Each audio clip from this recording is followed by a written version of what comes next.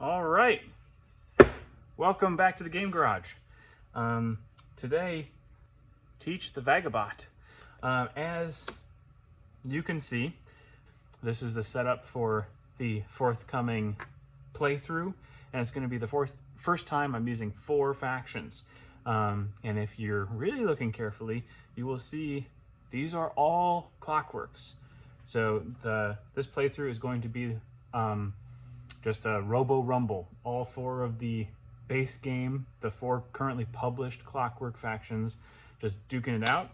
But in order to do that, we need to teach the 4th one, the Vagabot. I've already gone through the setup for Marquis, Erie, Automated Alliance. I have not done anything for the Vagabot, so let's dive right into it. First of all, not gonna forget the Vagabot. The Vagabot makes for a capricious friend or foe. Like a human player, he will reward those who craft items, but be careful, he can make for a dangerous enemy once he gets enough items to boost his maximum hits. First of all, we will not be using all of these friendship tokens that the normal Vagabond uses, because the Vagabot doesn't care about all that stuff. Secondly, as I talked about last time I played the Vagabond, I'm just going to harp on the same thing I said before. I strongly encourage you, if you haven't done this already, to put all these R and S items into wherever you're keeping the Vagabond specific faction stuff. You only need those if that faction is playing in the game. So it does not make sense to mix these in with these ones, because that's just going to make you have to go through and organize them every time you take them out of the bag, which isn't super fun.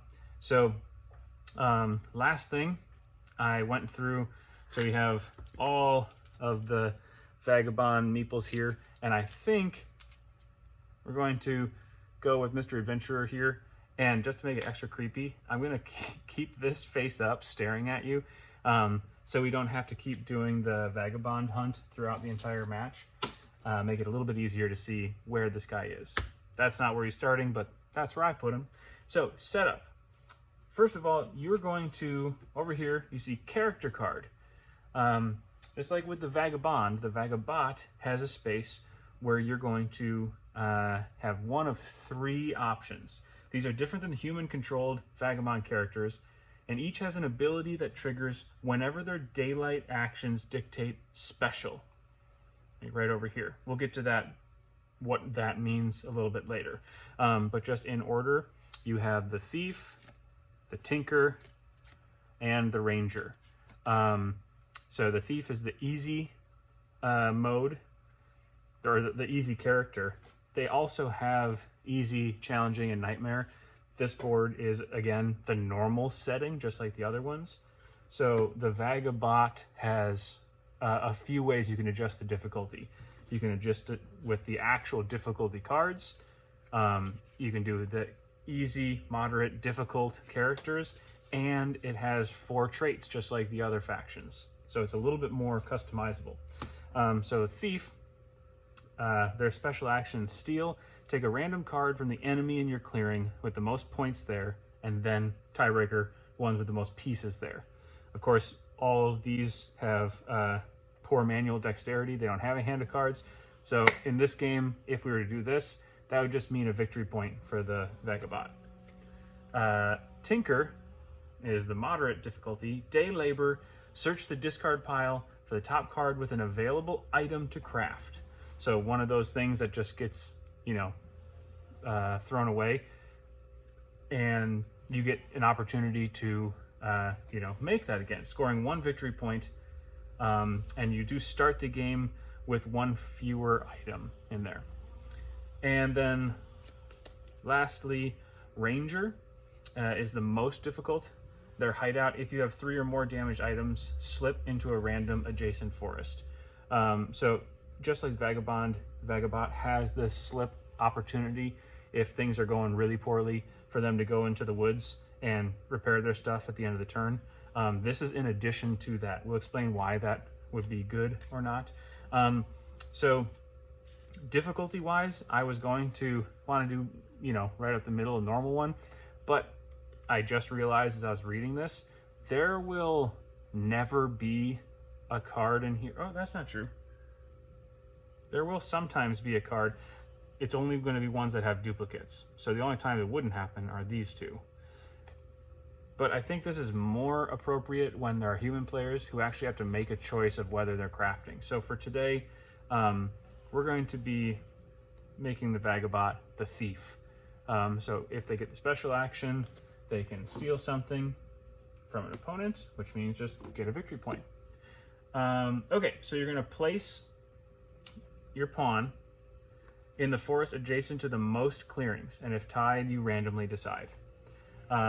So for the forest map, you have 3 ties, I believe, right? Here, which is 4. Here, also, no, not here, because there's a river. So here and here are our 2 tied for 4 clearings. So odds, evens. Odds it is, as I destroy my thing. So the deck of quests will be used for the Vagabot. And we're going to draw 1 to start. Populate ruins. So have our ruin tokens. Now, a big difference between the Vagabot and the Vagabond, this will come up numerous times, is the actual items themselves do not matter. This is not for crafting necessarily. This is not only for battling. This is not only for moving. Just an item is an item. So you don't need to randomize it, like put them underneath it and shuffle the ruins, because it doesn't matter what the bot picks up. It's all going to help them in the end. So ruins are filled up, and then you're going to take starting items. So for the thief or the ranger, you're going to take 4 starting items. Again, doesn't matter what they are. For the tinkerer, you would only take 3, and the rest can go back in the bag. Away. So that is setup for Vagabot. In terms of setup, on par with maybe just a little bit more to do than the Automated Alliance, but it gets a little bit more complicated once you get into this, but it's not terrible. So stick with me here. So rules, Lone Warrior. Just like the Vagabond, the pawn is not a warrior. If an effect would remove all enemy pieces, like the Alliance Revolts, instead you just damage 3 of the bot's items, which will be relevant because, well, it could be relevant because the Automated Alliance revolts a ton. So if he's here, how about here, because there's more stuff going on, and revolt happens and all of these things get blowed up, he still remains there, but you would just damage 3 items because he was there for that, you know, remove all pieces effect. Nimble, whoop, you can always move regardless of who rules your origin or your destination clearing. Does not matter, you don't care. So just like Vagabond, you got that going for you. Items. So the Vagabot exhausts items to take actions, but unlike the human Vagabond, like I said before, it treats all items as identical. This is why it doesn't matter which ones you start with, if you know or not which ruins have what. Just like the Vagabond, the items start face up in the satchel, and the bot will turn undamaged items face down to use them. So we'll go through how they actually use those, but these are all just essentially little, like, pips. Like, did you or did you not use the thing? Doesn't matter what it actually looks like. Battle track. Right over here. So the bot starts with a maximum number of hits of 1. Unlike the human Vagabond, you don't base this on swords. So again, it's going to happen a lot because the items don't matter. When the bot has your 6th item, 9th item, or 12th item of undamaged items, one of them is going to be placed into the matching space on the track. It's just going to go here. So right now I have 4. If I eventually get these 2 other items making it my 6th item, one of them, does not matter, is going to go up here and take this spot because I have 6 undamaged items, which now you can see underneath it means my max hit started at 1. My max hits are now 2. So in the early game, if you roll a 2 or a 3, that's all well and good, but you can only do 1 hit. And no, the bot can't prioritize, like, you know, running to get more of these so they can be more aggressive. It's only going to happen on the 6th, 9th, or 12th item. Now, if, for instance, when I was here and that base came down and these got blown up and it says to damage 3 items, so you move 3 items down here, I no longer have 6 undamaged items. So this would now come down out of there and I'll go back down to 1 hit. Start at maximum hits of 1, goes up to 2, max hits of 3. If your 12th item, as the attacker, only the attacker, not when you're on defense, but as the attacker, you do 1 extra hit if you can get up to here. So here is where you unlock the full potential of die. This one, you get +1 hit. So once an item is in the track, the battle track, it cannot be exhausted to perform actions. These items, the only items considered for these actions when you're going through the daylight phase are in your satchel. So even though you have an unexhausted item up here, it's not really part of the same pool. The ROOTbotics rule states that they can be damaged, but I don't understand how that's possible, because as soon as something would be damaged down here in the satchel, if that means you no longer have 6 undamaged items, this would come down, and of course now it's available to be damaged. So I could be misreading that rule and missing the edge case, but it says they can be damaged up here. I don't see how that's possible. Taking hits. When the bot takes hits, they damaged exhausted items first. Let's say those were exhausted. So this is still up here because they have 6 undamaged items, even though these are exhausted. So let's say they take 2 hits. No, let's say they take 3 hits. So they're going to do 1, 2, any one of these, 3, because they do exhausted items first. And then this would then come out of there because now we only have 3 undamaged items. Obviously, once that happens, now this can be flipped over exhausted to do actions, but it is also open to be further damaged by other things. Okay, moving on to the actual turn. Birdsong, just like the others, you're going to reveal your order card. Surprise, surprise. You do have the opportunity to craft, just like all the other automated factions. You get 1 victory point regardless of what it says on there. So same old, same old. But let's just go ahead and say we got mouse. And then the last part of your birdsong, slip. If you have 2 or fewer undamaged items, you're going to move to a random adjacent forest and then go straight to evening. So you're going to skip all these actions just like the human vagabond to take care of all your busted up items. We obviously don't, and we are also already in a forest because that's where we start. So in daylight, this is a different layout than any other Clockwork faction, sort of like a mutated eerie decree. So the details of the actions are laid out here, and then those actions are placed in a little window over here in the order that they will take place. There's an arrow to help you remind you, depending on what suit you draw. Something else to note, this is the first Clockwork faction that doesn't necessarily have a uniquely good bird turn option. Both it and the mouse suit have 4 daylight actions compared to the 3 actions of the fox and the rabbit. So for fox, you would explore, battle, special. Rabbit, battle, repair, special. For mouse, quest, aid, battle, repair. For birds, explore, quest, aid, battle. Those don't mean a ton to you just yet if you've never played with the Vagabot, but we'll get there. For the 6 different actions, 5 appear in 2 of the ordered suits' daylight actions, and battle occurs in all 4. So battle is the only one that's going to happen in every single suit. It just depends on where it takes place. In fox, it happens second. Rabbit happens first. Mouse, third of 4, and then bird is last, but not least. So I guess you could say maybe that's a slightly better place for it to happen, because with explore and aid in the same combo, you could potentially gain multiple items to this, which would make your battle better. So that's the only way that bird is like a step above the others, aside from having 4 like mouse, but it's not nearly as different or as like unique as Escalated Daylight or the Surprise Revolt, or a couple of notes about text you'll see often. Nearest clearing includes your current one. So if you're on a ruin or the right suit for a quest, you're not required to move. You're already at the nearest ruin right there. Or we have a mouse quest. Just because I'm here, I don't need to move to the nearest other one.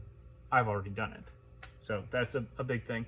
But if you do need to move, you exhaust 1 item per move you make in the way that exhausts the fewest items. So if I'm going from here and I want to take care of my mouse quest, I can't say, oh, I will move, just to exhaust more items, so they might not be able to do as much when they get there. That is cheating, so don't do it. And you do move to the clearing, even if so doing means you can't actually take the action.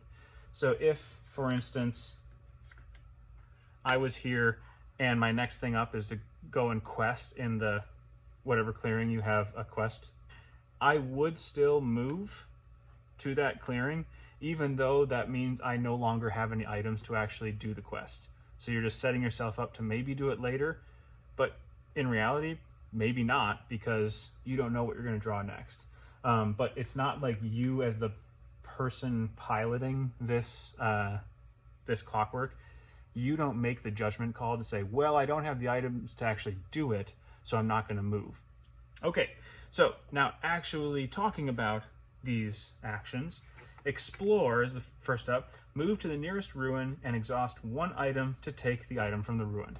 Simple. So you would move, you would exhaust, you would say, haha, a insert item here, and then it would just go into your satchel, face up, ready to use. So far, mostly like the human, except you don't need it to be the torch.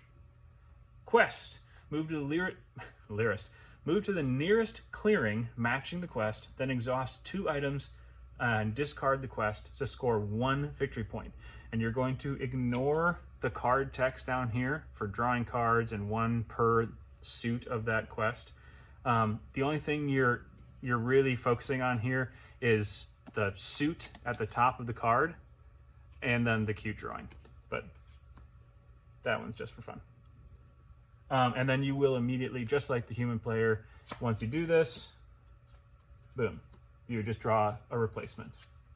Aid. Yes, the Vagabot will aid. That there is a reward for making all these items that the bot can use. So it is going to target the player in your clearing. So let's say later on, they both had items. Target the player in your clearing with any items they've crafted and the least victory points among players. Here, let's make this example even more interesting.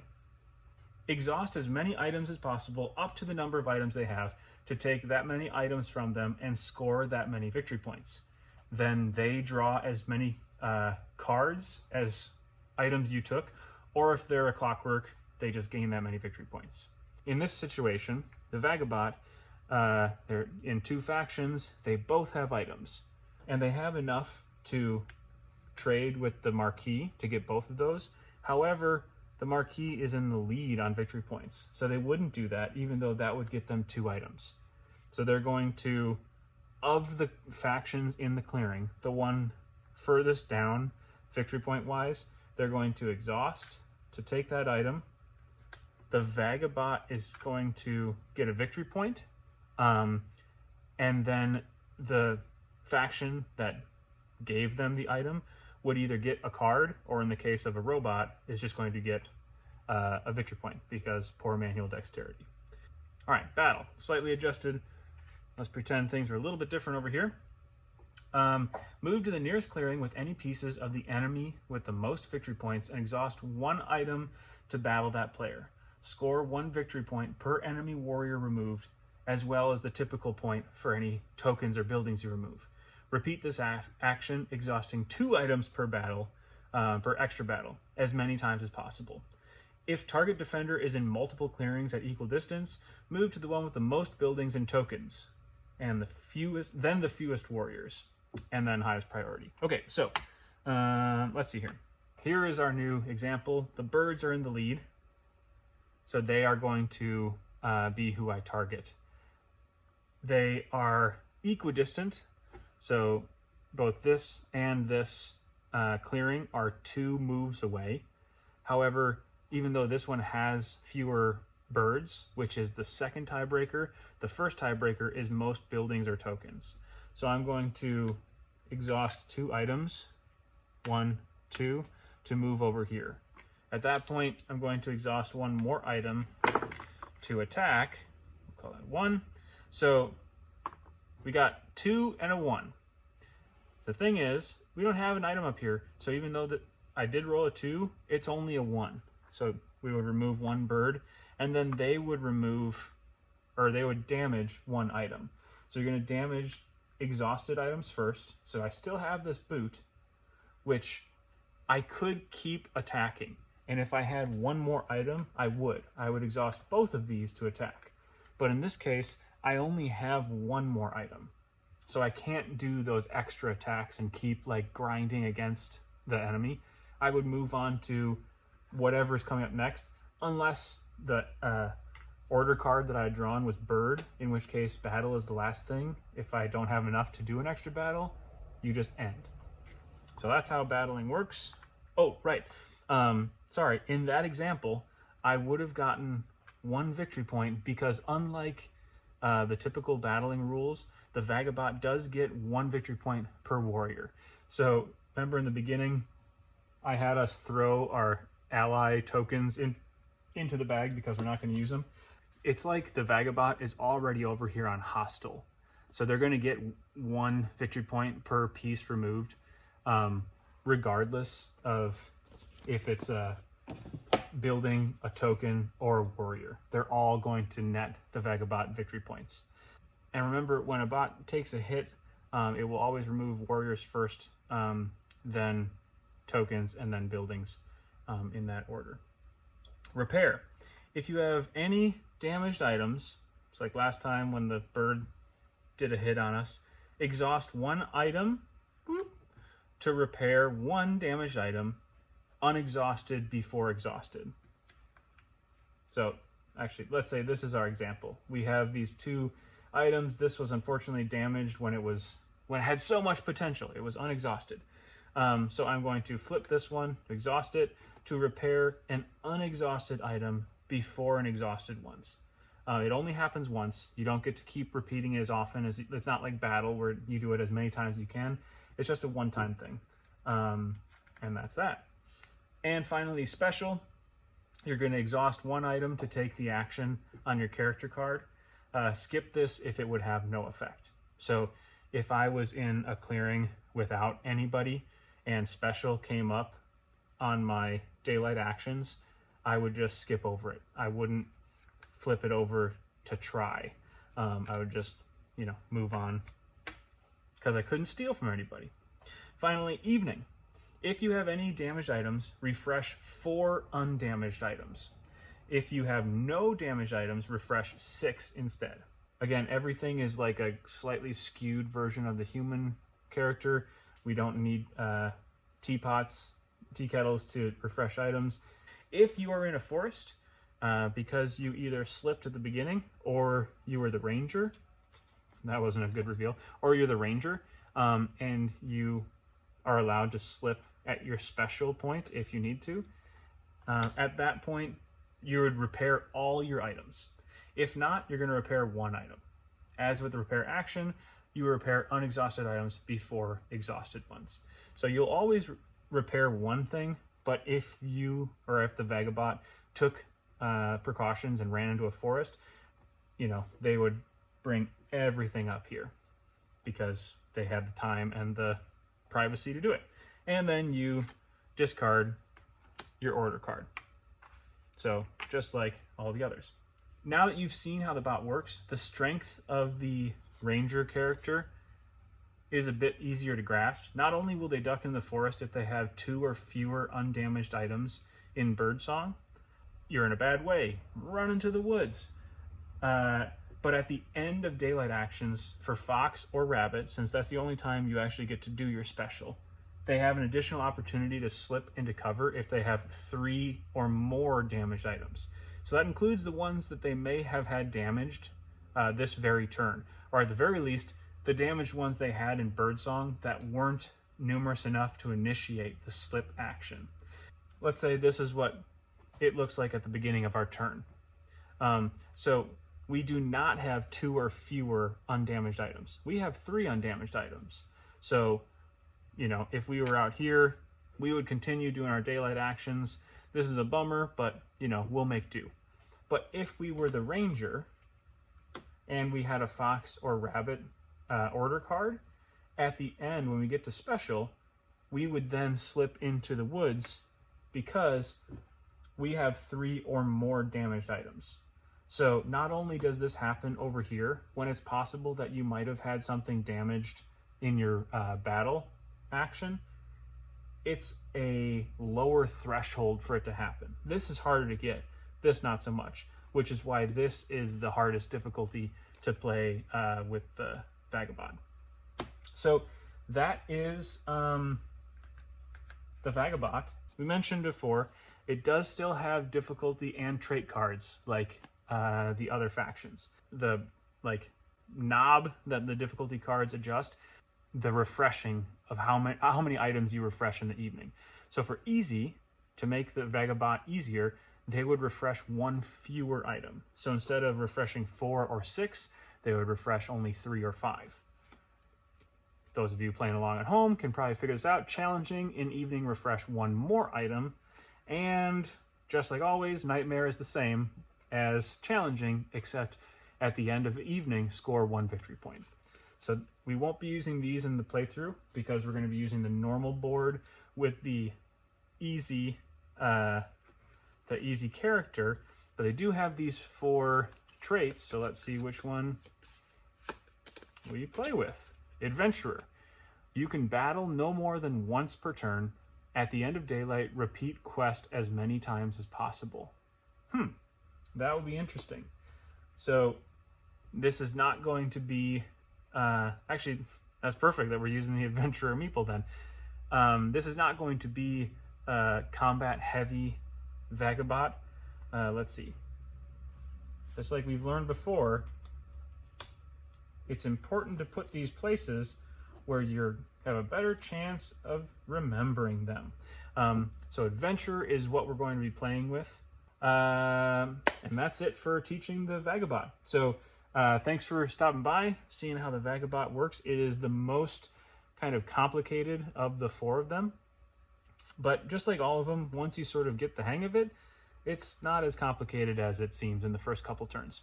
So check out the next video where I will be kind of brain burning and playing all 4 of these. I will not be putting myself into the mix.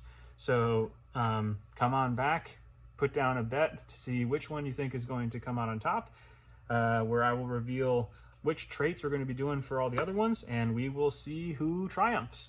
And that's all for now. Thanks for stopping by. See you next time in the garage.